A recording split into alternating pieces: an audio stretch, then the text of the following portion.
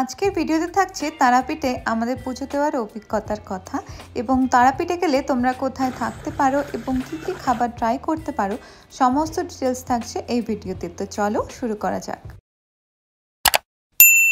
কাঠফাটা গরমের পর ফাইনালি একটু বৃষ্টির দেখাবে আমরা আজকে বেরিয়ে পড়েছি তারাপীঠের উদ্দেশ্যে।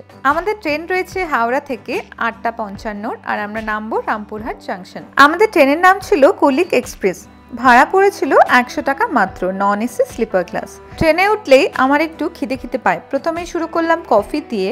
আমাদের পৌঁছাতে প্রায় সময় লাগবে 3 ঘন্টা 48 মিনিট মতো। বাইরে সুন্দর বৃষ্টি পড়ছে আর হাওয়াও দিচ্ছিল, বেশ ভালো লাগছিল। তারপরে একটু মুড়ি মাখা নিয়ে নিলাম। মুড়ি মাখাটা দেখতে কিন্তু বেশ টেম্পটিং লাগছিল, বাট শেষ না হতে হতেই আমরা পৌঁছে গেলাম রামপুরহাট জাংশনে। ট্রেন প্রায় 1 ঘন্টা মতো লেট ছিল। আমরা পৌঁছলাম 1:33-এ এবং স্টেশন থেকে বেরিয়েই দেখলাম হোটেল থেকে গাড়ি পাঠিয়ে দিয়েছে এবং সেই গাড়ি করে প্রায় 10 মিনিটের মধ্যেই আমরা আমাদের হোটেলে পৌঁছে গেলাম। তারাপীঠে এই দুদিন আমরা থাকবো ইকোনেস্ট হোটেলে। এই হোটেলটা মন্দির থেকে মাত্র 10 মিনিট ডিস্টেন্সে তৈরি আর চারপাশটা ভীষণ সুন্দর। প্রথমেই চট করে চেক ইন প্রসেসটা সেরে ফেললাম, খুবই হ্যাসেল ফ্রিভাবে তাড়াতাড়ি হয়ে গেল। দেন এবার পালা ঘরে যাওয়ার।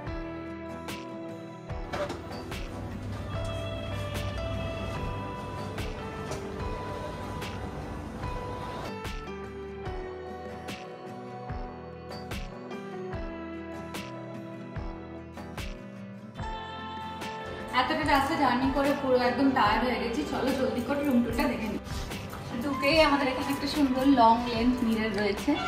দেন এটা তো বেড সাইডে এইদিকে একটা সুন্দর ওয়াইড উইন্ডো রয়েছে পুরোটাই, আর এই সাইডটায়ও একটা বিশাল সুন্দর বড় জানলা রয়েছে। এখান থেকে এরকম ক্ষেতের ভিউও পাবো, প্লাস হাইওয়ে ভিউ আছে, হাইওয়ে আছে সাইডে, আর ওই জানলা থেকে পুরো হাইওয়ে ভিউ। নেক্সট হচ্ছে এখানে একটা স্টাডি টেবিল রয়েছে, টিভিটা অনেক সুন্দর, অনেক বড়। দেন এখানে যেমন থাকে চা কফি এন্ড অল এগুলো রয়েছে। নেক্সট হচ্ছে এখানে একটা ওয়ার্ড্রপ রয়েছে বাস সাইডে। এরপর আমরা ওয়াশরুম দেখবো। ওয়াশরুমটা বেশ সুন্দর দেখতে, এখানে বেসিনটা এবং যা জিনিসপত্র থাকে বেশ একটা সুন্দর লাক্সারিয়াস টেস্ট রয়েছে। ব্যাপারগুলো সাজানো গোছানোটা বেশ ভালো লাগছে।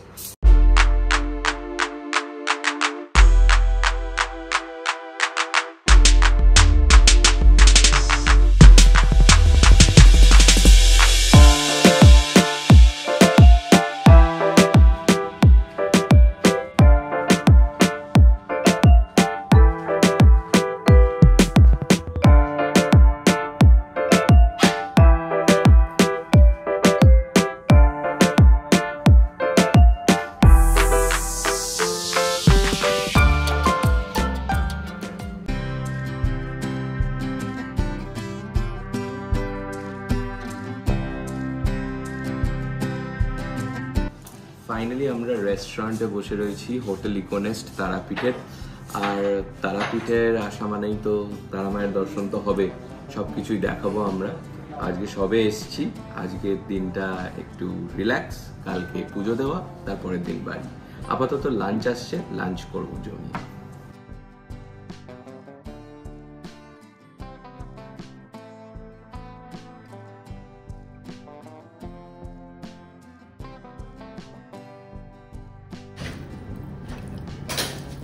কিরে কেমন? আর আছে আমাদের মাটন।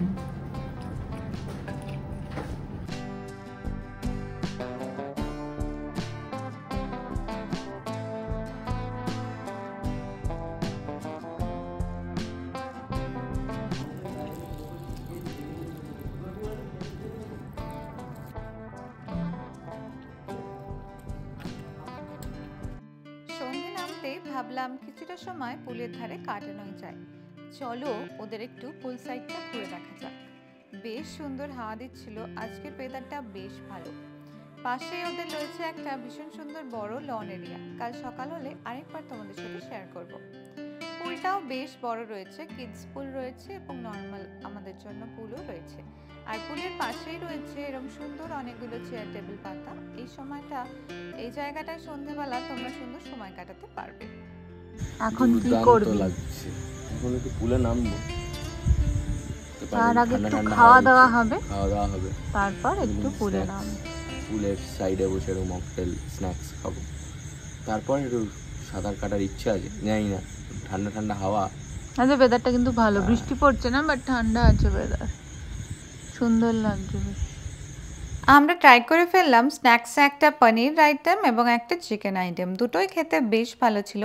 আর সাথে ছিল একটা কিউই মকটেল এবং ম্যাঙ্গো মকটেল।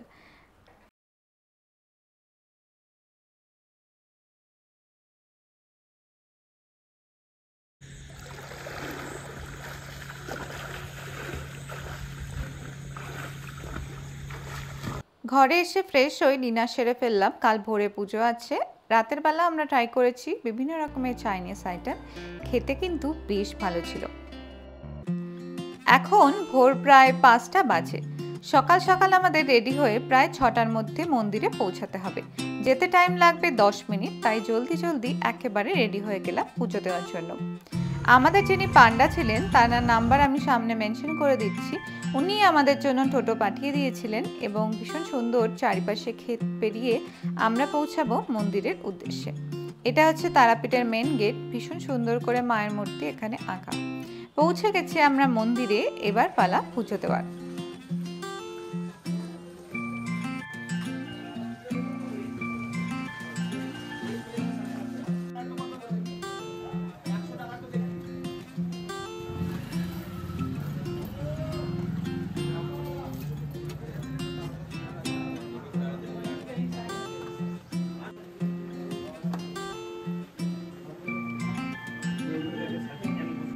সমস্ত কিছু নিয়ে আমরা রেডি এবার পুজো দেওয়ার জন্য। আজকের ওয়েদারটা থ্যাঙ্কফুলি বৃষ্টি হচ্ছে না, বেশ ঠান্ডা ঠান্ডা রয়েছে। এবার যাব মায়ের দর্শনে।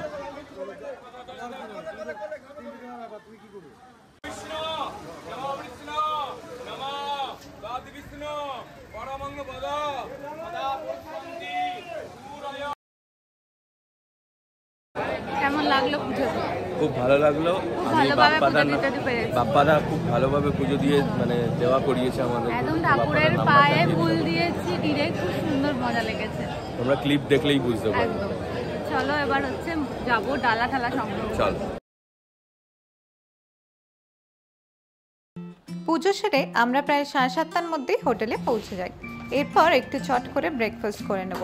7:30 থেকে এবং 10:30 অবধি ওদের ব্রেকফাস্ট টাইম থাকে। মেনুতে অনেক কিছু রয়েছে, বয়েলড এগ থেকে শুরু করে ইডলি, এছাড়াও বিভিন্ন কর্ন ছিল, একটা ছিল ভীষণ সুন্দর সিমই, বিভিন্ন রকমের ফ্রুটস ছিল, ব্রেড ছিল, ব্রেডের সাথে বাটার জ্যাম, এছাড়াও টি কফি তো ছিলই, ছিল কর্নফ্লেক্স এবং বিভিন্ন জুস। কি কি খাচ্ছিস?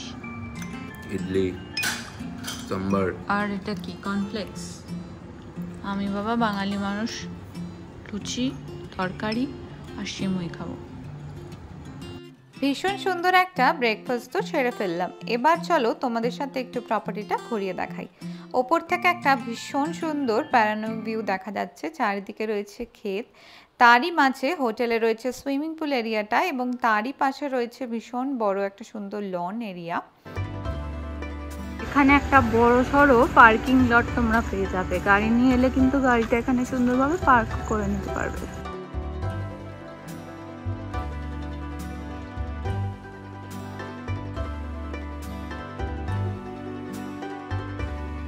আজকে আমরা রয়েছি সেকেন্ড ডে লাঞ্চে আমরা আজকে একটা বাঙালি থালি ট্রাই করব।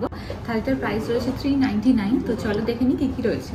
ফার্স্টেই এখানে রয়েছে পটল ভাজা, বেগুন ভাজা, আলু ভাজা রয়েছে ঝুড়ো ঝুড়ো করে, দেন একটা পাঁচমিশালি তরকারি রয়েছে, একটা পনিরের তরকারি রয়েছে, রয়েছে ডাল, এখানে রয়েছে চিকেনটা অলরেডি ঢেলে নিয়েছি। নেক্সট লাস্টে রয়েছে হচ্ছে চাটনি, দই আর শেষ করতে পাবো, সালাড তো রয়েছে। আমরা বিভিন্ন আলাদা মেনু থেকে কিছু অর্ডার করেছি, সেগুলো তোমাদের সাথে শেয়ার করবো।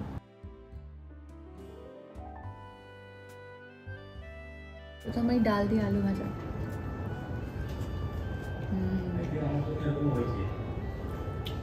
ডালটা রয়েছে সবজি ডাল, বেশ ভালো লাগছে, অনেক কিছু রয়েছে।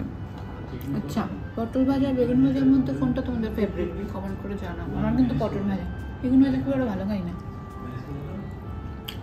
আলাকাটা মেনু থেকে কাতলার ঝাল, সাথে ছিল পাবদা মাছের ঝাল, ভীষণ সুন্দর লাল করে রান্না করেছিল ঝাল ঝাল, আর এত ফ্রেশ ছিল মুখে দিতেই গলে গেল। এরপর ট্রাই করে ফেললাম মাটন। আর সাথে ছিল ভেটকি মাছের পাতুরি। এই পাতুরিটা এত ভালো খেতে ছিল, মাছটা যেমন ফ্রেশ আর পাতুরিটা সেরকম টেস্টি হয়েছিল। তোমরা আমার এক্সপ্রেশন দেখলেই বুঝতে পারবে যে পাতুরিটা কতটা ভালো ছিল খেতে। প্রত্যেকটা আইটেমই দুর্দান্ত খেতে ছিল। শেষ পাতে শেষ করলাম ফ্রেশ লাইম সোডা দিয়ে। সোডাটা খেয়ে প্রাণ জুড়িয়ে গেল। রাতের ডিনারে ছিল নর্থ ইন্ডিয়ান, বিরিয়ানি থেকে শুরু করে নান, বিভিন্ন রকমের ডাল মাখনি, পনির সব, আর সাথে ছিল কে ড্রামা। পরের দিন সকালে ব্রেকফাস্ট করে আমরা বেরিয়ে পড়ব কলকাতার উদ্দেশ্যে। ফেরার সময় আমরা ইন ড্রাইভার বুক করেছিলাম, খরচ পড়েছিল ৩,৭০০ টাকার মতো। সময় লেগেছিল প্রায় ৬ ঘন্টা মতো। মাঝে একটু শক্তি করে দাঁড়িয়ে ল্যাংচাও খেয়ে নিলাম। যাই হোক, ভিডিওটা যদি ভালো লেগে থাকে তাহলে লাইক, কমেন্ট, শেয়ার করে জানিও আর চ্যানেলটা সাবস্ক্রাইব করো। ইকোনেস্ট হোটেলের সাথে আমাদের এক্সপিরিয়েন্স বেশ ভালো। তোমরা এলে তোমাদের এক্সপিরিয়েন্সও জানিও।